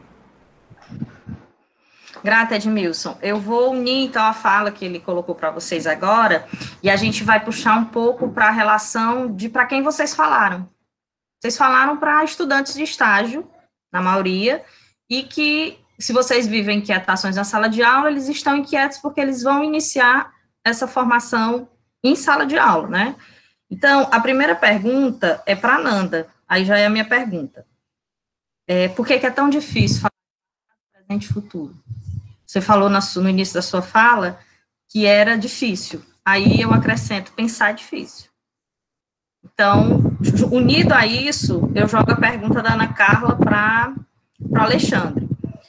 Como acontecem as avaliações de aprendizagem no atual contexto escolar? Porque os alunos de estágio, eles vão precisar fazer momentos como esse, ou gravados, para trabalhar a prática de ensino em estágio, a carga horária. Então, é bom que a gente escute como é que vocês estão vivendo isso. E a outra pergunta é para o Alex, quando ele diz assim, que existe um planejamento pragmático. Você usou a expressão hermético, mas eu prefiro pragmático. Que você tem que planejar janeiro, o semestre todo, quiçá o ano todo. E que a gente sabe que isso não acontece. Nós podemos chamar isso de um planejamento de ação anual, mas não um planejamento diário. E aí a professora Flávia Caymmi levantou uma frase, que já tiram até brincadeira com ela, que é assim: para ensinar história, eu preciso entender de história e entender de João, porque é para João que eu estou ensinando. E a minha pergunta é, onde entram os alunos no planejamento de vocês? né? Porque, assim, a gente percebe muito na fala de quem está na sala de aula cotidianamente um desgaste emocional. E como é que a gente faz para se distanciar desse desgaste emocional e passar a ter um desgaste intelectual? Né? Onde é que a gente pode começar a pensar nesse João, na aprendizagem dele, o que é que eu tenho que saber dele para ensinar a história e construir com ele? E a outra pergunta, para terminar, vocês podem unir as respostas, tá? Um pouco dessa coisa da fala para o João, que a Ana Carla perguntou para o Alexandre. Gostaria que você situasse sua fala, em quem você pensou nesse diálogo com os alunos. Pensou nos estudantes de história, pensou nos alunos, é isso, Ana Carla? Pergunta? Sim. Pronto, gente, aí nós encerramos com essas perguntas. O tempo, né? São 15 para as 4, eu acho que cada um aí, Nanda e Alexandre, tem 5 minutos. Claro, a gente lança as perguntas, pessoal, na expectativa, não é que vocês tenham que defender tese, responder tudo, não é uma arguição, é uma provocação, são provocações para se pensar depois, né? Porque as perguntas são frutos de insights, de coisas que vocês falaram e que nos fizeram pensar, e isso é bom, né? Então, não se preocupem que depois está tudo gravado, depois vocês podem acessar as mensagens e ver os comentários. E aí, quem quiser conversar, continuar o debate com vocês mais especificamente, manda e-mail e vocês tocam o barco, né? Então, e essa conversa não para aqui, né, Carla? Vai ter muitos momentos, tem que ouvir mais, né? Ouvir mais vocês. É um projeto de ensino, é um projeto de vida. Faz tempo, né, que a gente está nesse combate pela história ensinada, nesse projeto. O projeto Conversas Paralelas tem 5 anos, pessoal. Tem 5 anos que eu convido professores de escolas, e vocês sabem, boa parte dos alunos que estão aqui, para conversar conosco, para falar sobre os saberes docentes, sobre os saberes da docência em história, e é com eles com quem a gente tem aprendido bastante. Pois muito bem. Então, 5 minutos para cá, e depois a gente pode encerrar, né, Raquel? Sim, senhora. Eu acho que eu vou começar, né, Alex? Raquel, quando você estava fazendo aquela primeira pergunta a mim, o áudio falhou, você pode só repetir? Posso. No começo da sua fala, você fez referência, assim, como era o tema de vocês, parte do negacionismo, vocês falaram muito dos pontos que atrapalham a interpretação. Mas nós sabemos que a aprendizagem, ela não traz só problemas de interpretação históricos, trazem problemas de interpretação de modo geral. Então, a pergunta por que é difícil? É uma pergunta bem ingênua, mas que está presente na nossa vida, no nosso cotidiano de sala de aula. Por que é difícil falar de presente, passado e futuro? Certo. É bem capciosa, né, a pergunta. Hoje, a minha maior dificuldade é tempo, as condições de trabalho. As condições de trabalho para o professor, principalmente o professor horista, e o professor que... Gente, vocês estão me ouvindo? Travou ou não? Não travou, tá ok. Tá, porque travou aqui o meu mouse, eu pensei que tivesse tido algum problema. Hoje, o meu principal problema é o tempo. Eu tenho pouco tempo para construir, né, uma aula, tem um barulho externo aqui, mas enfim, construir uma aula, sabe, aquela aula bem encaixada. É óbvio que eu tenho os meus planejamentos, mas assim, eu tenho uma inquietação enorme, né, em sempre levar elementos novos para as minhas aulas, uma leitura nova, uma imagem nova, uma dica de filme ou série que eu tenha assistido, né, e aí eu esbarro de novo no tempo, eu tenho pouquíssimo tempo para poder, enfim, né, digamos que aumentar o meu repertório de leitura, de filmes, de série, que hoje eu sei que essa é uma pegada interessante, né, os alunos, eles gostam muito de assistir, eles gostam de assistir filme, eles gostam de assistir série, e é por aí que, por esse caminho que eu procuro chegar neles, e aí você falou também, Raquel, é onde entra o aluno no planejamento. Às vezes a gente está tão afobado que nós esquecemos por momentos, né? Mas eles estão sempre nas nossas intenções. Mas às vezes a gente acaba deixando o João um pouco, a particularidade, né? Um pouco de lado, e isso é muito perigoso.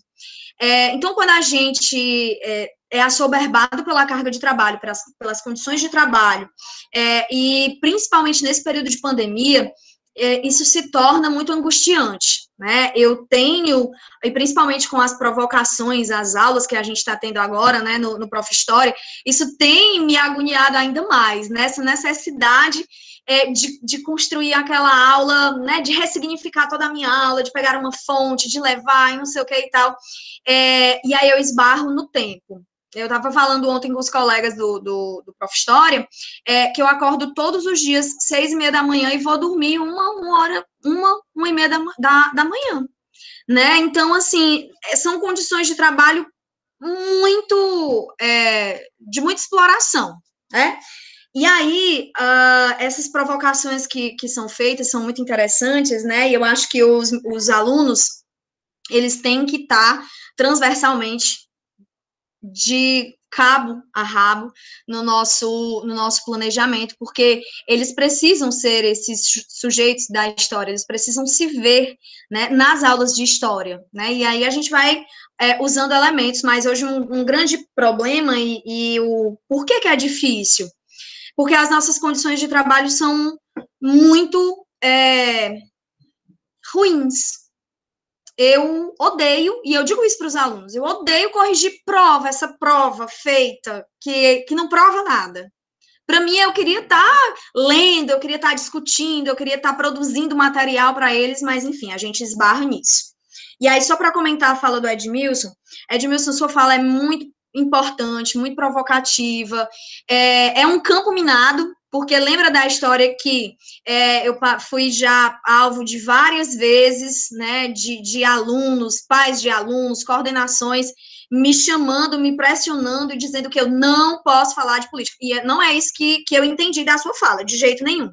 Mas hoje está tão inseguro que se eu falar da necessidade de se organizar, da necessidade de criticar, da necessidade de desconfiar, de problematizar, já me colocam na vala, né? Mas eu não deixo de fazer. Eu vou quantas vezes for necessário na coordenação, serei chamada quantas vezes for na direção, mas eu não deixo de fazer. E eu sempre digo, olha, eu não quero que vocês pensem igual a mim. Todo mundo sabe como é que eu penso. Eu não escondo de ninguém, não. Mas não quero que vocês pensem igual a mim. Eu quero que vocês pensem, problematizem, questionem, e desconfiem daquilo que está sempre tudo muito casadinho, muito bonitinho, muito pronto, e está sendo apresentado para vocês, tá? Problematizem, sejam um tanto quanto céticos. E a oportunidade que eu tenho, né, eu falo, sim, de política, de organização, não de partidos, necessariamente, mas de organização, de combate, enfim, né, de problematizar a nossa condição humana, condição política, os nossos direitos civis, enfim. É isso. Grata, Nanda. E é isso mesmo, a luta continua. Alexandre, é contigo agora. Muito bem. Eu não sei se eu consigo responder em um tempo curto, né? Mas eu vou tentar pelo menos dar um norte aqui do que seria. Alexandre, trabalha a síntese, organiza o que você achou mais importante, assim, o que rápido. Mais interessante nessa pergunta. Não, a gente gosta, devido realmente... Tá estourando o tempo. Eu tô de olho horas, mas tá ótimo. Grava eu tô de olho no relógio aqui, vai dar certo. Que é o seguinte, a questão do planejamento tem que ter, né? O planejamento, ele é um mapa, né? Eu lembro que eu falei do mapa no começo da apresentação, ele é um mapa. Ele não vai lhe dizer a sua velocidade, nem onde você vai chegar, ele diz onde você está e onde você quer ir. O caminho que você vai fazer, as trilhas, tudo isso pode ser alterado à medida em que você percorre esse caminho, mas esse planejamento pragmático, ele é um mapa e, na minha concepção, ele tem que existir. E aí, ao fazer esse planejamento anual, você consegue se entender enquanto responsável por aquilo que vai acontecer durante as aulas, né? Que é a produção do saber histórico escolar, né? A gente fala muito disso, produção do saber histórico escolar, que é um saber histórico, mas que é um saber histórico construído, né, a partir de visões e desse diálogo do professor, do conhecimento e do aluno. E talvez a questão aí, onde está o aluno, né, para a gente alcançar esse aluno, ou chegar no aluno, colocar o aluno no planejamento, já que a Ana Carla me cobrou, a professora me cobrou essa questão dos sujeitos, eu tento sempre pensar o seguinte, né? Eu lembrei agora, Racionais, no CD, no álbum de 2014, tem uma música chamada Tô Ouvindo Alguém Me Chamar. E aí tem o seguinte trecho. Pela janela da classe eu olhava lá fora. A rua me atraía mais que a escola. E a pergunta é por quê? Né? Sem saber o que atrai esses alunos, não tem como fazer essa ponte para a efetivação do processo de ensino-aprendizagem. Não tem. Né? E aí, esse conhecimento sobre a turma vai variar por escola, vai variar por turma, vai variar dentro da mesma turma, né? E aí, uma piada homofóbica dentro de sala de aula, e aí você percebe que um aluno, ele se incomodou com aquilo, mas não falou nada, e aí tem que ter aquele feeling de, poxa, aqui tem algo acontecendo, e é por aqui que a gente precisa chegar, ou construir essa ponte, né? Essa ponte entre professor e aluno, ela não serve só para a história. Essa ponte professor e aluno, ela é uma ferramenta pedagógica e didática. Você constrói essa ponte, e construindo essa ponte, e aí você ensina história, geografia, sociologia, filosofia, o que for. Não é o tema que determina, não é o tema que vai determinar, eu tenho alunos que se interessam mais por esse ou por aquele tema. Né? Na verdade, construindo essa ponte, muitos temas são possíveis. Claro que se você pensar numa turma de pré-vestibular ou numa turma de escolas particulares, já focando aí numa carreira pré-estabelecida, acordada com a escola e com os pais de alunos bolsistas de elite em termos de concursos, vai ter alguém que sabe de tudo de Segunda Guerra, vai ter alguém que sabe tudo de história antiga de Egito, né? Mas mesmo esse aluno, você pode perdê-lo se você não tiver esse feeling de entender o que é que está atraindo esse sujeito. Né? Por isso que estar atualizado é muito importante, tanto nas leituras, né, quanto nas temáticas, quanto nos problemas sociais. Eu acho que é isso. Grata, Alexandre. Desculpa, eu espero não ter feito você perder. Mas, gente, assim, às vezes as perguntas surgem, e é como eu falei, levem para o Prof. História, levem para as discussões no que vocês estão escrevendo.